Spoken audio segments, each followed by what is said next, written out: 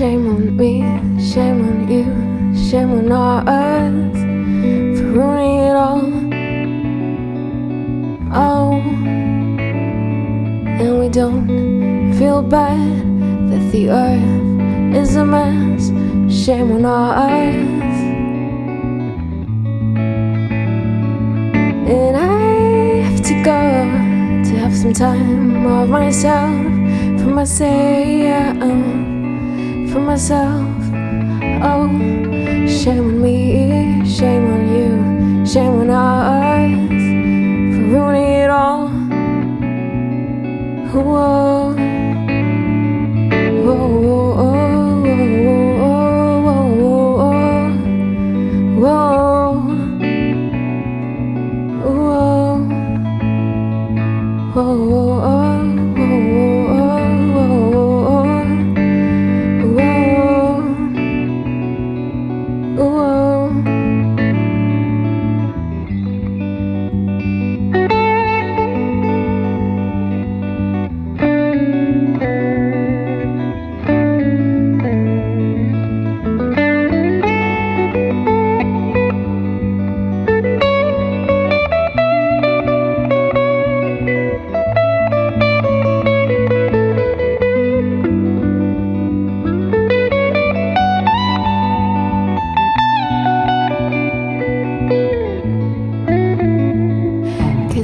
This is not my blast, and it didn't ruin my past. Oh, oh, and I will last with the sweet thought of the West.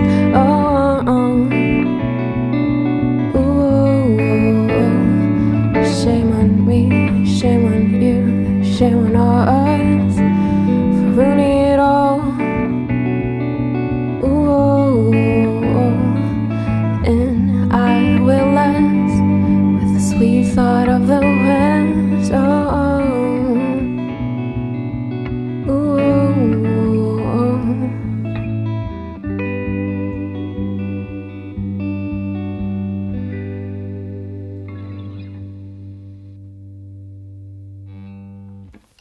Nice one. Good job. Thank you. Look at that. Silence in the... I don't know, is that a good thing when there's just total silence afterwards?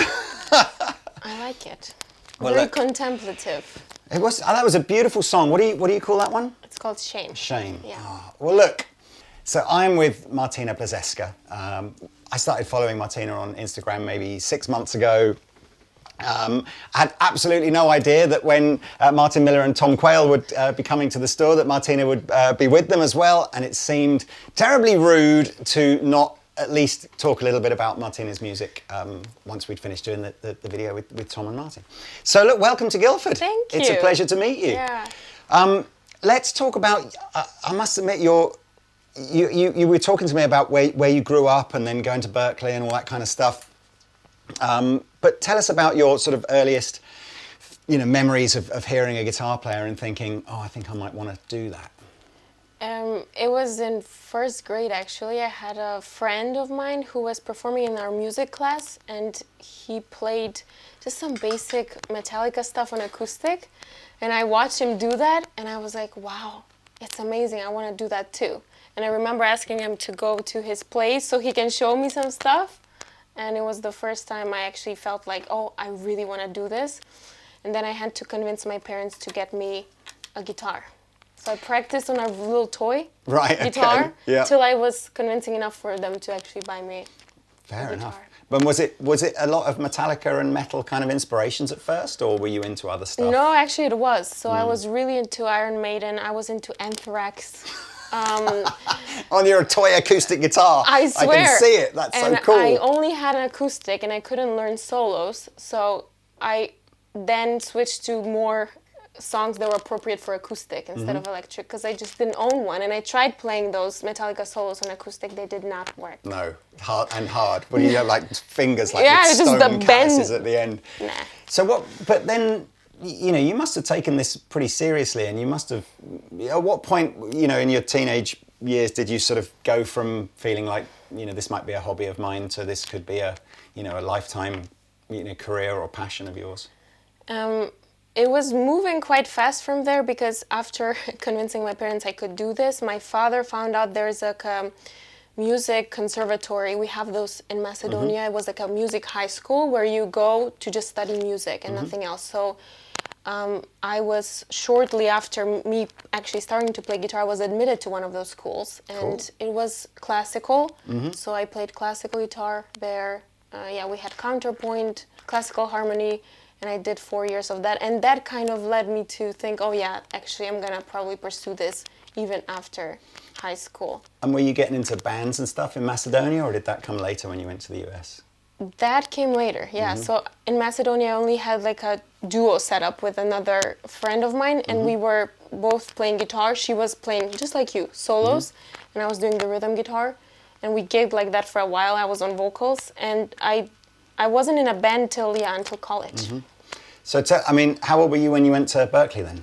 I was admitted at age 17, and I was there at age 18. So, and what was that like the first time you'd left home? Yes. So massive upheaval then to do that. Yeah. What are your memories of Berkeley then? What was that like? Amazing. Like, who is it? Because often people have said, was there a famous teacher there while you were there? Or yeah, well, who did you Tomo. have? I had Tomo for a while. Tim Miller, Bobby Stanton. A lot of different teachers. I was changing teachers quite often, actually. So I got to study with a lot of people. What do you... I mean, I can't remember. I think I've met Tomo just at a NAMM show to say hello, but I love his YouTube stuff, and obviously he's taught some unbelievable guitar players. But was there anything that you think he developed about your style that you would put down to him? Funny enough, not on guitar, because at the time he was blowing up on social media, and I had very small following, and I would just ask him, what do you do? What's your secret? And one time he was just, give me your phone. So he grabbed my phone, went on Instagram, and just looked through my feed, and he was like, you see, people have such short attention span when they go to your feed. They can't decide what you're about. Because I was all over it. I was posting a coffee photo, a little guitar video, so he was the first one to actually open my eyes to kind of music business in terms of social media. So he told me what to do about it. He was like, maybe you should, post more guitar stuff. And yeah, he was really good with that stuff, aside from obviously the rhythm, amazing rhythm stuff. He seems to post a lot of stuff of him catching up with his parents on doing FaceTime with his parents. And I seem to think there's a lot of cats in his video. Maybe that's the secret Dexter, of Instagram success. Lovely cat. Have more cats. Maybe I should do that. So were you intending to just stay in the US after Berkeley, or was it always the idea to come back? I wasn't sure because my family is in Europe, so I wanted to see where it takes me, and obviously it took me to Europe, back to Europe, because I moved to Germany. At the time I had some engagement with Ibanez, engagements across Europe, and I thought it was a good idea to kind of venture back and test that out. So how do you go then from, we talked a little bit over lunch that, you're a big John Mayer fan, as are we all.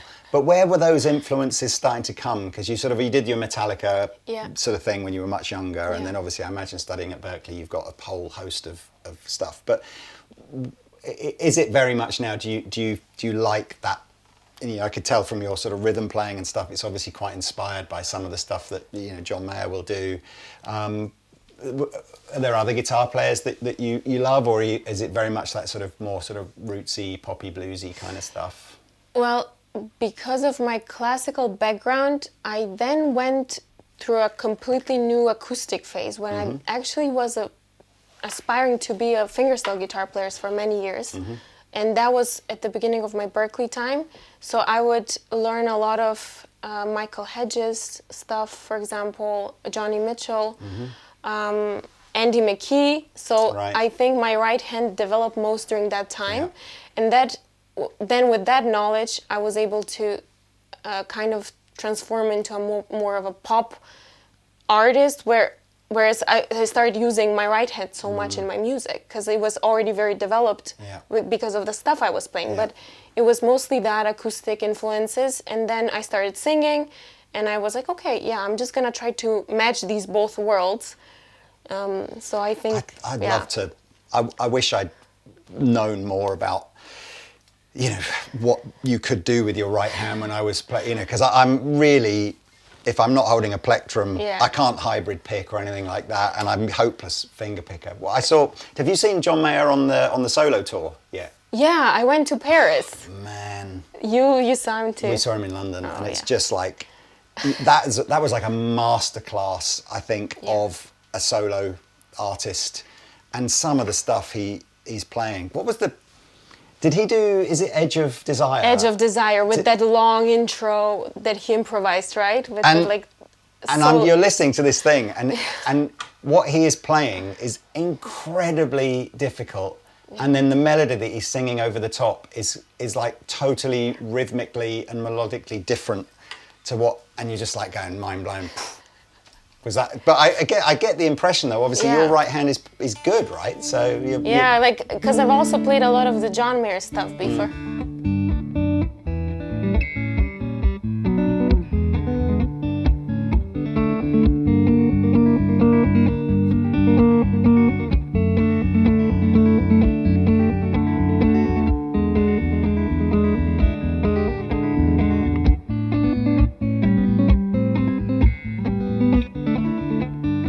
I'm jealous now.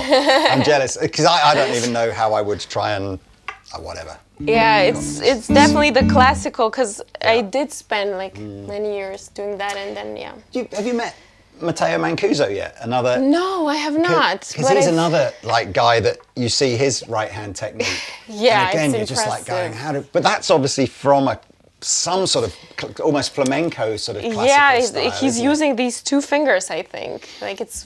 But but again, just almost like a bass player. True. But just like insane. It's from above. It's from above. Yeah. Incredible. I think there's a lot to be learnt from going. You know, you've got two hands playing the guitar. It's not all about this one, you know, which I think many guitar players would think it is. Well, look, so you're back in. You've gone to Germany. And, you know, forging your career in writing your own material, and you got a decent gigging scene out there, or are you still doing lots of traveling with brands like Ibanez and stuff? Yeah, I do that here and there, but it's mostly, for me right now, social media. So I try to make these little videos. Hopefully I can put enough material to eventually release an album. So yeah, and I do play with some local bands right now, and it's the first time I'm actually into like a local scene where I do play with some cool like rock bands where I get to rock out a bit. Oh, that's cool. Yeah. That's cool. Look, we are a gear channel, and there's nothing There's here. nothing. What? So sorry. How did you get on? I don't know. Well, look. But interestingly, before we started this, I got told you'd like to play a Tolman, so we can definitely talk about the Tolman. Yes. But that actually you're quite happy just plugging straight into the DI with a little bit of compression. And I was like, I don't even know if we can do that here, can we? So we've had to put you into an amp. But tell us, what's your gear thing? You know, what do you like to do? And you know, what is it about Tolman that you like? And just geek out. So, well, this is the Vet, right? Mine is very similar. Also, I mean, I don't have a signature Talman yet, but I'm playing the Blue Sparkle Talman, and that one is also like maple neck. The only difference is this one it has a rosewood fretboard, but mine is also maple. So basically, I was an acoustic guitar player for years, like I said, and then I fell in love with the Talman. And that actually made me switch to electric. And I've been playing that Talman that I have ever since. And I was treating it for a long time like an acoustic guitar. So I would literally, until recently, and I still do, plug it into an acoustic amp. Right. So I would plug it into the Laney A Duo. And I would only like tweak. The clean DI kind of totally, vibe. like the cleanest. So I would just tweak a bit on the amp, like add a lot of reverb, and then just, you know, play around here. And that kind of became my sound, like this very clean. And only recently I started to like open up my horizon more into exploring different things. So I have the neural DSP unit now, and I'm trying to tweak it a bit, find different sounds, because obviously it's better for gigs.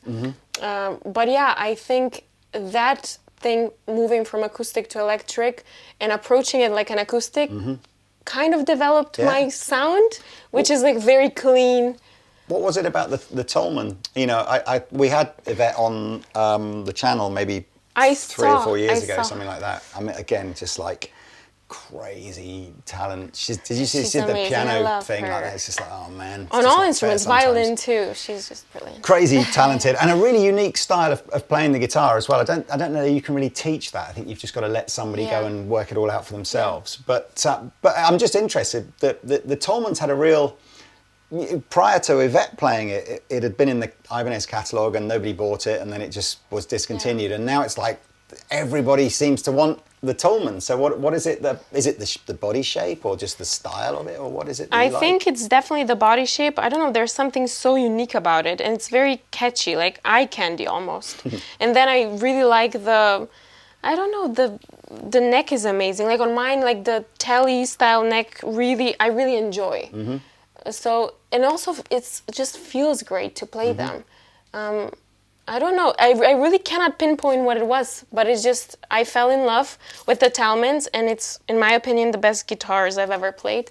I think they're super cool guitars. Yeah, especially the sparkle stuff. That's where all the tone comes from. Yeah, it's the sparkle. It's tone sparkle. In terms of those, so going back to the acoustic amp, I do enjoy these kind of conversations because everybody on the internet has got an opinion about what sounds good and what sounds bad, and I sort of feel like at the end of the day it should only ever be treated as an opinion. And you're obviously getting cool sounds out of a fairly unconventional way for an electric guitar player, but I guess that shapes your vibe, right? And gives your music its own thing. If you're rocking out, do you feel like, there's another journey to be had? You got to, what's the next thing to explore? Oh, that's a great question. Well, now that I'm getting more into playing with bands and further developing my sound and tone, I think I would just like to see where it takes me, because I actually don't know where it's going to take me. I think it's very important for me to keep my sound and what I like, because that's my sound, what I like basically. But I think now that I've discovered different units and also pedals and seeing what they can do, maybe it's going to take me somewhere I didn't expect before. And I was thinking maybe I should spend some time, for example, transcribing things that I could transcribe in terms of tone. So I had this idea to listen to my favorite bands and maybe something I've never done, for example, match tone. So maybe that's what I'll do, and maybe that's gonna take me somewhere else. So, for example, I'm a big Police fan, and I went to a concert, saw Sting, Dominic Miller was playing, and he sounded fantastic, and I thought, oh, like he uses so many different tones, and I was thinking maybe I should just try to match on each song what he did. So I think that's probably what I'm gonna do next, and it's gonna take me to a different tone, or yeah. I think tone, I think if you don't play the guitar, I think you can't really appreciate just somehow a new tone unlocks a door to some new path of creativity that you haven't, found before. And it's just a sound that I remember Danish Pete talking about working with Mike Rutherford from Genesis a long time ago, but just saying a lot of the riffs that Mike would come up with started with just like a really weird guitar tone, and then it would be like, there's a weird guitar tone, and then it'd be like another note and with a weird and another note, and then all of a sudden there's a Genesis song, or there's the acorn of a Genesis song. But it's some guitar players I think need that sort of tone inspiration. Yeah. But I mean, this is crazy. We've plugged you into a guitar amplifier. I mean, is it feeling like, is it very different to just, so you're kind of feeling like this isn't like freaking you out? No, like it's not. It's really, but I also set it up in a way that's the most basic, clean sound you can have. So that's why I think it sounds very close to my setup, because it's the simplest thing you can do. So I guess, I don't know. I think I like to believe that this is just the support I can have, so then I can add my vocals on top, and Is there a sense of, for you, what do you hope over the next, year or two? Is it just keep building your presence up on social media, or, get the band doing some bigger gigs, or what's the I think the social media definitely, it makes me really happy, and it's giving me an audience, which is really nice. Yeah, like I said, more original music. I would like to release more singles, hopefully an album eventually.